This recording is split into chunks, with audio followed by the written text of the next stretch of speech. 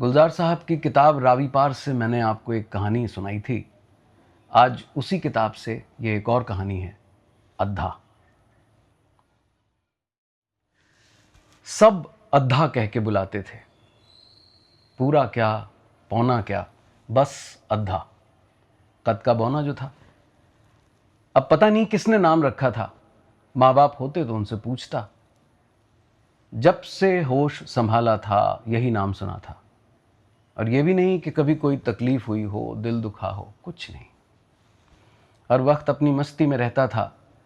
खरबूजे वाले ने कहा, अद्धे ज़रा दुकान देखियो, मैं खाना खा के आया। और अद्धा बड़े मज़े से डंडी हाथ में लेकर बैठ जाता और हाँक लगाता, आ जाओ ए मिस्री के डले हैं। वो कभी खरबूजे बेचता, कभी खजूरे। नानी को वैद्य जी से हाजमे की दवा लाकर देता। तीसरी मंजिल वाले केशवानी की बच्ची को स्कूल छोड़ के आता, और माधो मिस्त्री को कभी मजदूर न मिलता तो वो ईंट ढोने का काम भी कर लेता था। मगर सबसे ज़्यादा मज़ा आता था उसे बारात के आगे नाचने में। बारात चाहे किसी की भी हो, भूले भटके इधर से गुजर जाती तो वो अपने इस 1 मील के इलाके में आगे आगे छोटे छोटे हाथ झुलाता, छोटी छोटी टांगों पर थिरकता, नाचता चला जाता। उस रोज़ वहाँ से वरक कूटने वाले इलियास की बारात निकली तो वो आदत से आगे आगे नाचता हुआ चलने लगा। पंडित ने टोका भी, अबे अद्धे, मुसलमान की शादी में नाच रहा है। हवा में हाथ झुलाते हुए अद्धा बोला, ढोल तो दोनों ही के बजता है और ऐसे ही बजता है। अद्धा 12 साल के बच्चों में खेलता तो उन्हीं के जैसा लगता। जब बच्चे स्कूल जाते, वो सोसाइटी के बीच वाले बाग में बूढ़े माली के साथ मिलकर नीम की सूखी पत्तियां जमा करता और रात को प्रोफेसर साहब की बैठक से माचिस लाकर उसमें आग लगा देता। एक बार प्रोफेसर साहब ने उसे एक पुराना कोट दिया। अद्धे ने बाहर आकर देखा और उसे माली चाचा के हवाले कर दिया। बोरी की बोरी दे दी पहनने को, इसमें तो मेरे जैसे 3 आ जाएं।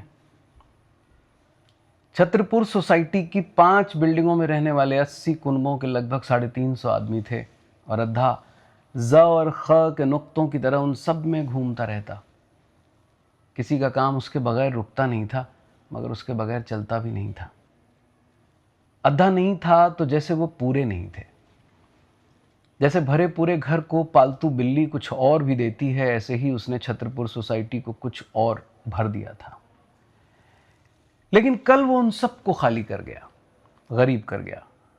कंपाउंड में जमा भीड़ को प्रोफेसर ने चिल्लाकर कहा था, तुम सब अधूरे हो, आधे हो, और जिसे तुम अद्धा कहते हो, देखा देखा वो कितना पूरा है, कितना मुकम्मल। ये बात चाहे कल की है, मगर असल बात शुरू हुई थी 2 साल पहले। असल बात से पहले भी एक बात हुई थी, और वो भी कुछ कम असल नहीं थी, मगर उसके बारे में बहुत कम लोग जानते हैं। छत्रपुर सोसाइटी की सबसे खूबसूरत लड़की राधा कमलानी उस दिन हीरगंज इलाके से आ रही थी कि 3 गुंडों ने उसे घेर लिया। एक ने आंख मारी, दूसरे ने सीटी बजाई और तीसरा कंधे का घिस्सा देकर आगे निकल गया। लड़की सहम गई। दूर गली के सिरे पर एक साया सा नजर आया और वो जोर से चिल्लाई, अद्धे। उसने आवाज़ सुनी तो भागा आया। राधा ने उसका हाथ पकड़ लिया। अद्धे, ज़रा मुझे घर तक पहुंचा दे। अद्धे को बात समझते देर नहीं लगी, शेर हो गया। राधा की बाँह पकड़कर बोला, चलिए मैं हूं ना। और वो उन 3 गुंडों के बीच में से राधा को यूं निकाल कर ले गया जैसे हवा का झोंका निकल जाए। मगर उस रात अद्धे को नींद नहीं आई। पहली बार उसे लगा उसकी उम्र 28 बरस की है। अगले दिन से उसने स्कूल के बच्चों के साथ खेलना छोड़ दिया और कपड़े इस्त्री करवा के पहनने लगा। तब्दीली लोगों ने भी देखी और राधा ने भी। वो सिर्फ हंसती, हाउ क्यूट। अद्धे को जैसे जिंदगी में एक नया काम मिल गया, बॉडीगार्ड का, मुहाफिज का। राधा को अच्छा लगा। वो सुबह उसे कॉलेज तक छोड़कर आता, कभी कुछ किताबें भी उठा लेता, कभी शाम को पहुंच जाता, वापसी में साथ लेकर आता। लेकिन एक दिन राधा ने उसका दिल तोड़ दिया। वो जगदीश से मिलने जाया करती थी, जहां अद्धा उसे छोड़कर आता, मगर जगदीश को ये अच्छा नहीं लगा। उसने एतराज़ किया तो राधा ने डांट दिया, छी छी, इस पर शक करते हो, इस आधे से मर्द पर। बस उससे आगे अद्धे ने नहीं सुना, उल्टे पांव लौट आया। आते ही गली में उसने लेटे हुए एक कुत्ते को पीटना शुरू कर दिया। बहुत मारा और जैसे खुद ही जख्मी होकर अपनी खोली में जाकर लेट गया। अगले दिन से उसका रवैया बदला हुआ था। लोगों में बहुत हैरत हुई। जिसने भी उससे काम कहा, अद्धे ने पूछा, पैसे दोगे? पैसे? तुम्हें पैसे क्या करने हैं? कुछ भी करूं। धीरे धीरे अद्धे के संदूक में कई तरह के नोट और सिक्के जमा होने लगे। ये असल बात से पहले की बात है, और असल बात वो है कि 6 महीने बाद राधा की शादी हो गई। ज़ोर ज़ोर से रिकॉर्ड बज रहे थे और मोड़ से बैंड बजने की आवाज़ आ रही थी। अद्धे को बर्दाश्त करना मुश्किल हो गया। उसके थिरकने वाले हाथ पांव कांपने लगे। वो तेज़ी से उठा, संदूक के सारे पैसे निकाले और छतरपुर सोसाइटी की सी बिल्डिंग के 13 नंबर फ्लैट का दरवाज़ा जा खटखटाया। 13 नंबर फ्लैट में सत्या रहती थी, अकेली और बदनाम। छतरपुर सोसाइटी के ज़्यादातर लोग चाहते थे कि वो यहाँ से चली जाए, क्योंकि बहुत से लोग रात को वक्त बेवक्त उसके फ्लैट से निकलते हुए पाए गए थे या अंदर जाते हुए देखे गए थे।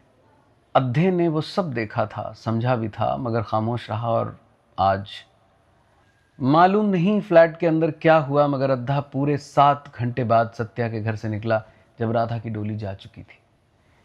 इसके बाद अद्धा अक्सर वहाँ जाने लगा। लोगों को बहुत बुरा लगा कि सत्या ने अद्धे के साथ संबंध बनाने में गुरेज न किया, और ये बात उन्हें बर्दाश्त नहीं हुई कि जिस औरत के साथ उनके संबंध हों, उसके साथ उस बौने के भी ताल्लुकात हों, वो चाहे वेश्या ही क्यों ना हो। बस सत्या के साथ पूरी सोसाइटी गर्म हो गई। 1-2 नौजवानों ने अद्धे को पीट भी दिया। अद्धा तिलमिला उठा। मार खा के वो फिर सत्या के यहाँ पहुँचा। वो बिस्तर पर लेटी हुई थी, शायद कुछ बीमार थी। अद्धे ने सीधे सपाट लफ्ज़ों में कहा, सत्या, मैं तुमसे शादी करना चाहता हूँ। सत्या ने उसकी तरफ देखा और हूँ करके दूसरी तरफ करवट बदल ली। अद्धे ने उसे बाजू से पकड़कर अपनी तरफ किया। क्यों? मुझसे शादी नहीं कर सकती? मैं आदमी नहीं हूँ? क्या तू भी मुझे अद्धा समझती है? सत्या ने उसकी तरफ आंख भर के देखा और कहा, मुझे सोने दे अद्धे, मेरी तबीयत ठीक नहीं। अद्धे के हाथ से सत्या की बांह छूट गई। ठीक है, मर, जहन्नुम में जा, ये कहकर वो घूमा, धड़ाम से दरवाज़ा बंद किया और सीढ़ियां उतर गया। असल बात ये भी नहीं है, क्योंकि उसके बाद भी साल भर तक अद्धा छतरपुर सोसाइटी में रहा। उड़ती उड़ती खबरें उसे सत्या के बारे में मिलती रहती थी। सी बिल्डिंग से गुजरना उसने कम कर दिया था। किसी ने उसे बताया, सत्या के बच्चा हुआ है, और ये बात छतरपुर सोसाइटी के लोग बर्दाश्त नहीं कर सकते थे। सत्या की जान के पीछे पड़ गए, इसे निकालो, फ्लैट छोड़ो। फिर भी सत्या ने किसी तरह 6 महीने निकाल दिए। और ये भी कल की बात है कि अद्धा अपने राशन का थैला पीठ पर लादे कंपाउंड में दाखिल हुआ।